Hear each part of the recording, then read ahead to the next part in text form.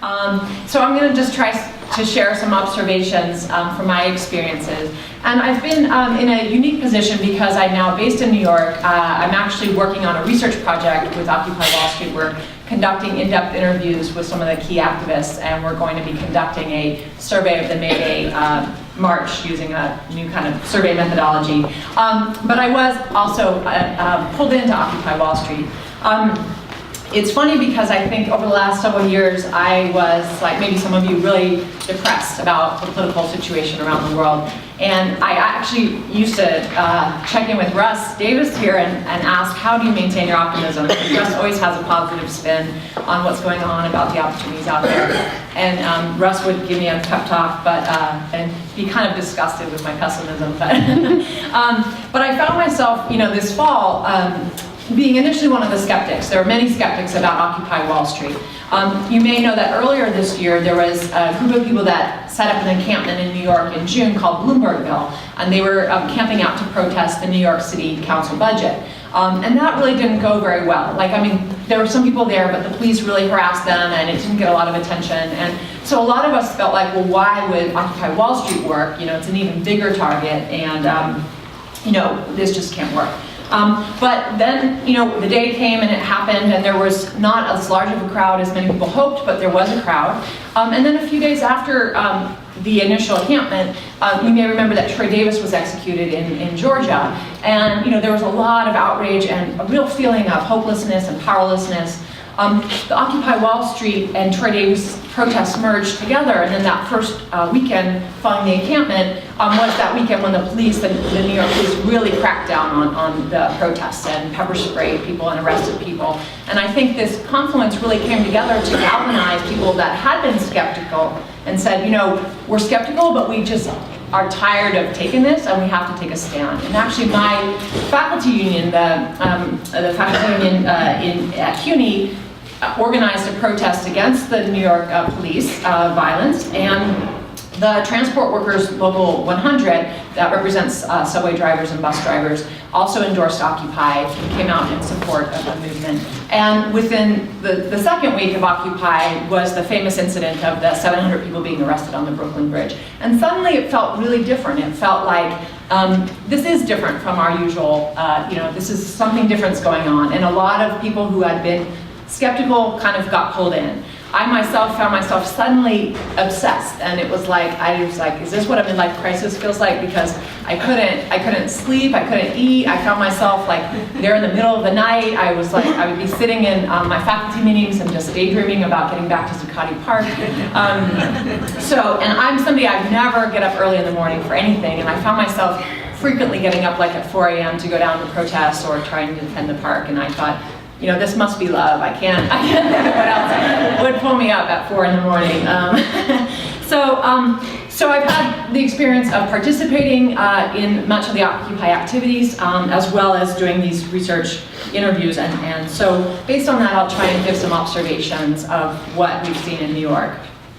Okay, so the first thing I want to say is to challenge a myth that I think none of you really believe, but is a myth out there, that this Occupy movement arose out of nowhere. It was this spontaneous thing that came from an Adbusters ad and internet or Twitter. And of course, we as activists know that that isn't true. Social movements are cumulative, they build off of each other. As I said, there had already been this attempted encampment in New York earlier in the year. There was an occupation of the state capitol in Madison, Wisconsin. There had been an occupation at Republic Windows and Doors, and of course there have been occupations throughout the Arab Spring in terms of taking public space and fighting back. What I like about this point is I think it really highlights the research of two of my former colleagues at UMass, one of whom is in the room, Eve Weinbaum. And Eve writes about this notion of successful failures and talking about the fact that social movements actually involve lots of trial and error, lots of failure. We try and we try and we try, and we don't really know, when it's going to build, but hopefully the ones that do fail can be successful if they build a cumulative movement. And my other old former colleague, Dan Clausen, also talks about this notion of upsurge, which is we don't know when the next upsurge will happen, but we know that they cannot spring out of nowhere. They build off of previous organizing and previous activism and institutions. So Occupy Wall Street really represents that, and if you talk to any of the key people that had been building since July for the September takeover, they were all experienced organizers who brought in a lot of past activism. Some had actually been in Spain, some had been in Greece, some had come out of the new version of Students for a Democratic Society. Some of them had, been in Venezuela and learned, some of the participatory consensus models, and many of them had been part of the global justice movement and groups like Jobs with Justice. So these were not just people who were just mad because they didn't have a job. That might be true too, but they had organizations and resources to bring to that.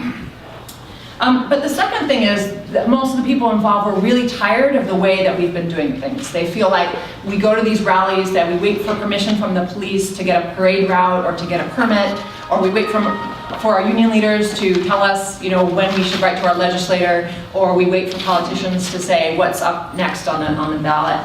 And the people involved in Occupy Wall Street were really tired of doing that. In New York, to go to a rally feels really, really powerless. You feel like an idiot, to be honest, because you're in a barricade, you're in a protest pen, and the police just kind of push you further and further into the corner, and you just feel like nothing happened. So a lot of people brought into the Occupy Wall Street this notion that we want to do things differently, we don't want to ask for permission, we don't want to have the police tell us what we can and can't do, we want to try to set the rules ourselves. And in fact, earlier in the year, we had something called the May 12th Week of Protests against Wall Street in New York. And unions and community groups together conducted a lot of trainings with young activists, teaching them how to take leadership roles in creating spontaneous, what we call, snake marches throughout New York. So this idea that we don't have to necessarily have a permanent route, but if you can mobilize people in a constituency, then you can actually do your own unpermitted, snake march throughout New York. So there had already been trainings going on in this kind of activity, and people felt really good about this notion that we're going to do things differently. But there was this tension going on, which people were tired of the way things were being done. And on the one hand, they felt like they wanted to be more strategic. Like, let's not have just a symbolic rally in the middle of nowhere, but let's actually try and stop people. Let's stop the elite. Let's stop the 1% from doing things. Let's do direct action in a way that has an impact, that makes life difficult for the 1%. So there's that on the one hand, be more strategic. And on the other hand was this desire to create our own world. To say, let's ignore the rule makers, let's just set up our own society right here. Let's create a space that's public, that provides care, that provides food and health care, and our own kind of world, and forget about the 1% in a way. Let's just do what we want to do. So you could see, like, is this a tension? Do we have to choose between these two things? And I think what was remarkable about Occupy, at least in the fall, was that it was able to do both. It was engaging in defensive struggles. We were sending groups of people to picket lines. We were supporting labor struggles around the city, in New York and across the country too. We were trying to stop foreclosures. We were going to foreclosure auctions. We were trying to stop school closures. So we were engaging in the defensive struggles, but we insisted on the prefigurative vision. And we insisted that we also create this space that was our space, that was creating an alternative world. And what one of the organizers, Yotam Moron, calls an imagination machine. That Zuccotti Park was an imagination machine where you can come down and imagine anything that you wanted and try and build it. And you would likely find other people that wanted to build it with you. So this can be a tension. It requires a lot of people, it requires a lot of energy, but one of the things that you find is that an energy actually expands in an upsurge moment. That actually you thought you only had 2 hours a day free to work with, and suddenly I found I seemed to have 26 hours a day free to work with. So you actually change the notion of what's possible in terms of your own capacity, but in terms of the movement's capacities as well. But I really need to underscore this notion of the prefigurative, because on the left, sometimes we dismiss that, and we talk about it as utopian, and we talk about it as, Western Mass, maybe it's a Western Mass thing, but people in cities, maybe don't think it's the way to go. It's not just that people were tired of protests as they were being done, but they were really insistent on trying to create a different vision, a different way of relating to each other. And this is where the horizontal visions come in. This really deeply felt desire to build a more democratic, horizontal movement. not just another world, but also the movement itself, how we actually function as a movement, in particular in relationship to each other, in relationship to leaders. So I don't think it can be seen as a side product or just a means to an end. For many people, it is the end. It is the demand, in a sense. The demand is a more democratic and horizontal movement and world. So that was a really important part of sustaining the energy throughout the fall. Okay, so let me just speak a little bit, though, about some of the challenges, because there are many. And one of them is first this notion of horizontalism. It's a nice vision, it's a great concept, but it is really hard and it's really challenging. Many of you have experienced it yourselves. It doesn't come to us automatically because we've been trained our whole lives to operate in a vertical fashion. We've been trained to operate listening to decision makers or listening to the rules. So it takes lots of training, it takes skills, it takes practice, it takes certain kinds of structures and a willingness to experiment. And people that get dogmatic about consensus models or how it should function are also part of the problem because we need to work with it to make it adapt. It can work in one way when you have 5 people in a working group, but it works a whole other way when you suddenly have 2,000 people in a general assembly. You have to, really be creative about how that horizontalism works. So that is a challenge. And I would say in Occupy, we've seen it work well in some situations and not so well in others. But that brings up another point, which is this notion of leadership in this movement. And a lot of people talk about it being a leaderless movement. And in a sense, that's true in that you can't go to one person and negotiate, or the police can't just talk to a handful of people. But in another sense, it's not true. We all know about the notion of informal leadership, and that's true in Occupy Wall Street for sure. There are certain people that have given up everything in terms of they've dropped out of school or they've stopped work. They are, in fact, committing 24 hours a day to Occupy, and their voices do, in fact, carry more weight. They're able to vote with their feet, in a sense, and they have more voice in this movement. But we also bring in the power of our own persons into the movement. If we are in a position of power in society, we also tend to bring that into the movement as well. And that is based on our race, on our gender, on our class, our education levels. Now I'm a professor, so I'm a talk for a living, that's what I do. So of course I'm gonna feel more comfortable going to working groups and meetings and saying my opinion. Other people much less so. So that has been a real challenge because even in a horizontal and consensus model, there are people who are much more comfortable speaking than others. There are people who quickly learn this model, like, okay, I need to say my piece in 2 minutes. Some people don't get a chance to speak about their lives ever in any other context, and so they come to Occupy and they feel heard for the first time, and it's an incredibly moving experience. But it's also a challenge if you have 2,000 people that are being heard for the first time. It makes it hard to get things done. So there are leaders in the sense of informal leadership of the movement, and there is a race and gender and class divide in terms of who those leaders are. I'm not saying it's absolute. It's not like that women and people of color are not leaders at all, but there are challenges. And that brings up another challenge, which is this notion of accountability. And I think that we've been struggling in New York with this idea of, if we are in fact a horizontal movement or a different kind of movement, how do we hold each other accountable to community standards? How do we set those standards and expect that people meet those standards? Do we have processes, to have a fair, people, if they're disruptive, do we kick them out of the movement? Do they have a trial? Do they have some kind of voice? Like, how do we actually do that collectively? How do we collectively provide security when we are sleeping outside in shared spaces, or to share resources? And I think that that's been a stumbling block in a lot of contexts and meetings, because of course people come to this movement from very different backgrounds. Some of them, this is their first political engagement ever. Most of us grew up, if we grew up in a society where we're trained in a racist and patriarchal culture, so that's naturally what comes to the meetings. And so the accountability piece has been something that we were really working to try and change. Okay, so two more big challenges. Another is, what is in fact our relationship to the state?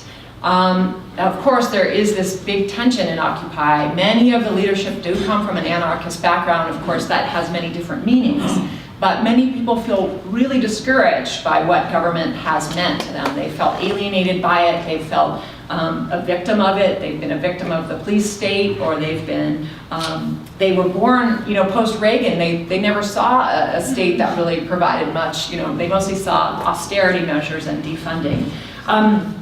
The left has won a lot in the United States. We've won a lot of laws, we've won a lot of institutions, but we've seen many of those laws not enforced or repealed. We've seen those institutions underfunded and cut, And so I think what we need to think about is, how would our demands be met differently next time around?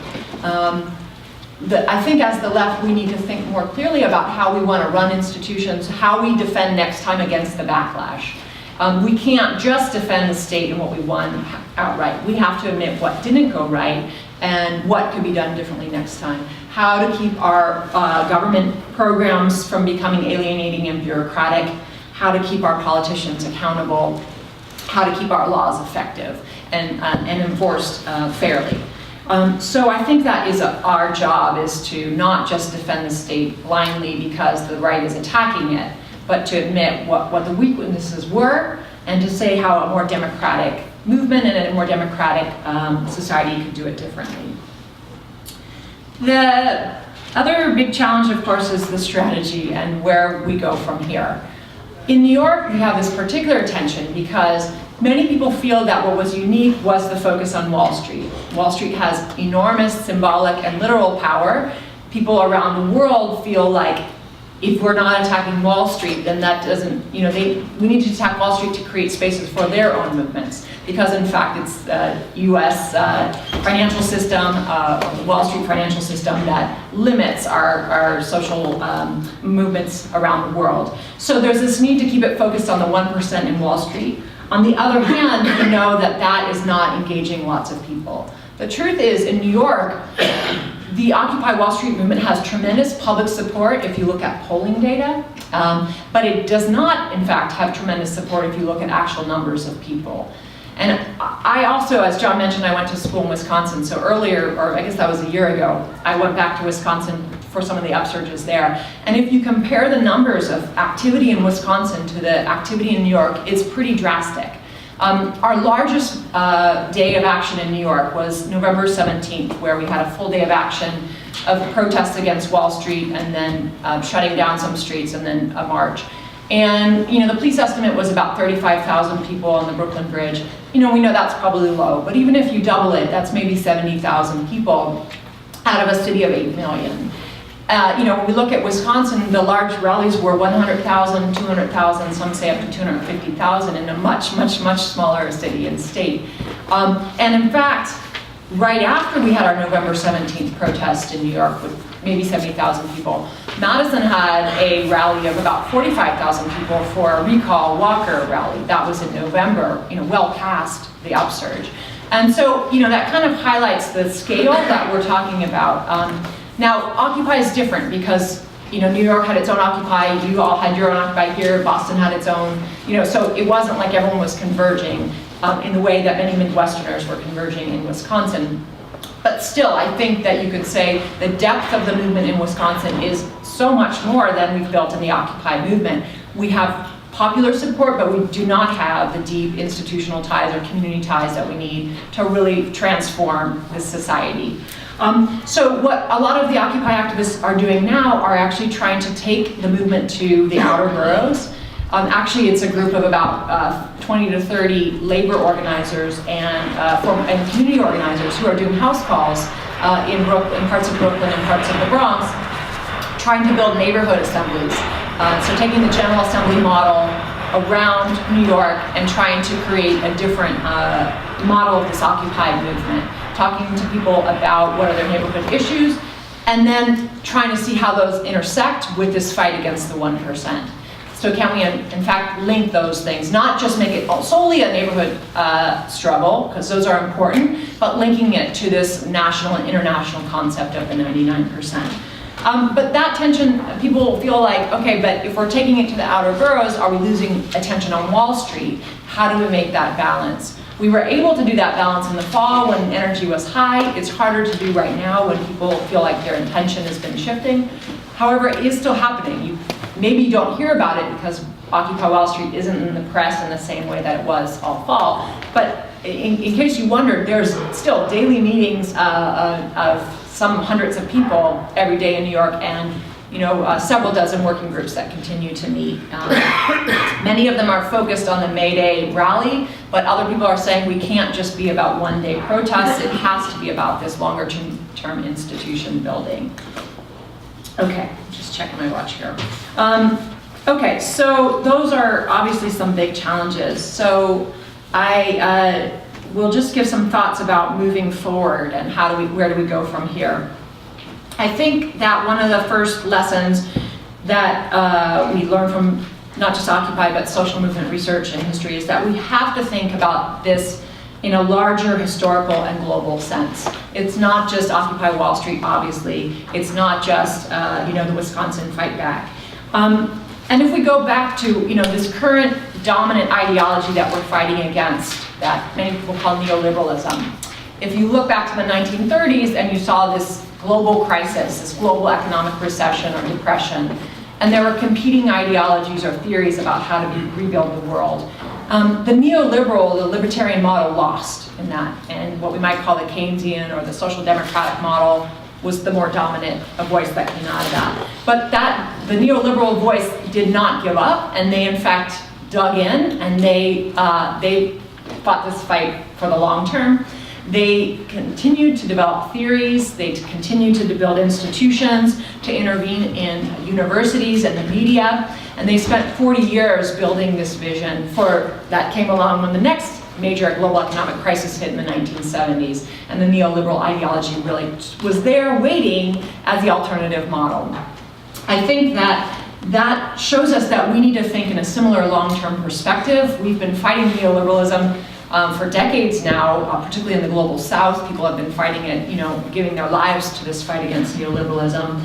But we need to think about it in that larger sense. We're not just about one election, we're not just about one fight around foreclosure, we're about an alternative theory of how markets and states work.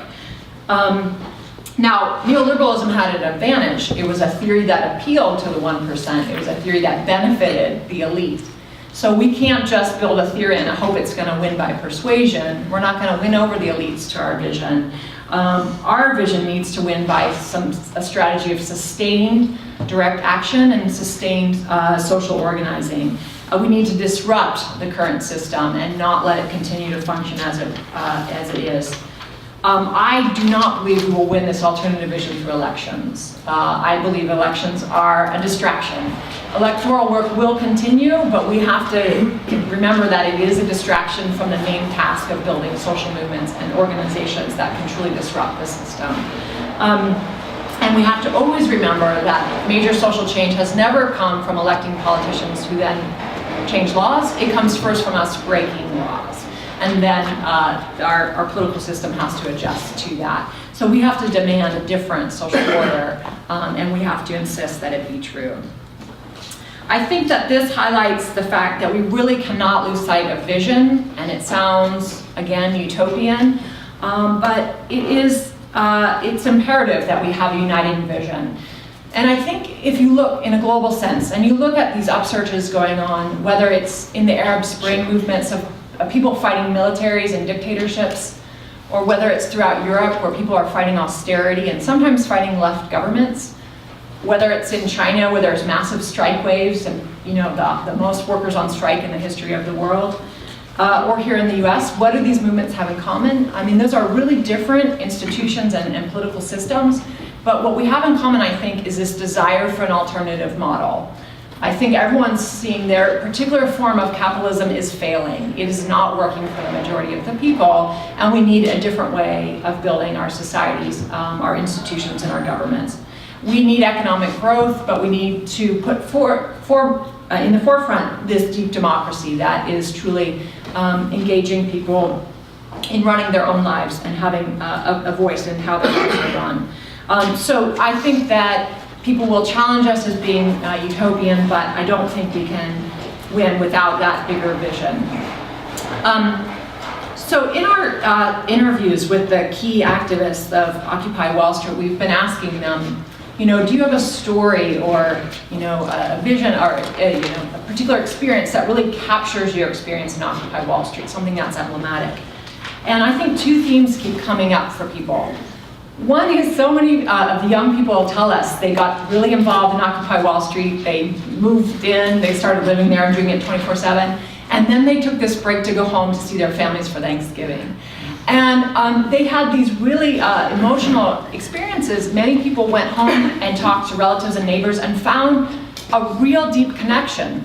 People that maybe even came from conservative backgrounds, they thought they didn't have much in common. They found themselves having very deep political conversations over the Thanksgiving table. And for them, that represented that, we actually do have a lot of shared values, that there maybe, in fact, is something to this notion of the 99%, in that we share a lot with people that might identify as conservative. We actually share a lot. And so many of the young activists had shared that story with us, that was when they felt, wow, things really are changing. The discourse had changed. The second theme of the story is when activists felt this moment of the rules shifting, where things that you expected to be true were not true. And for many people, that was that very first night. Out of the dozens of people that I've talked to that were, like I said, preparing for Occupy Wall Street, they started meeting in July. People were engaging in 5-hour-long general assemblies throughout the end of July, throughout August into September. And not one of the people expected to be able to stay in Zuccotti that first night, not one. No, I keep asking, did you bring a sleeping bag? And we're yet to find someone that brought a sleeping bag because no one thought that they would actually be able to stay overnight. And yet here they were devoting 5 hours a day to these general assemblies. So I think that there was a moment there, even that day, when they felt like, there's not as many people here as we wanted, we don't have enough momentum. There was suddenly a shift when people actually suddenly coalesced in Zuccotti, and you may know they didn't actually know the location ahead of time. They were waiting till that day to kind of scout out some possible options. A tactical team had a few options, but so people began to converge in Zuccotti, and they began to hold this general assembly that started to grow. And the police began to move in. And probably a lot of you have been in New York, and the police are extremely intimidating and have a lot of weapons. So people were getting ready to disperse, and then there was this shift. There was a shift in the moment in which it's still not clear exactly what happened or what the decision was, but the police backed off and they decided not to evict. And that was a moment that people suddenly felt the rules shift.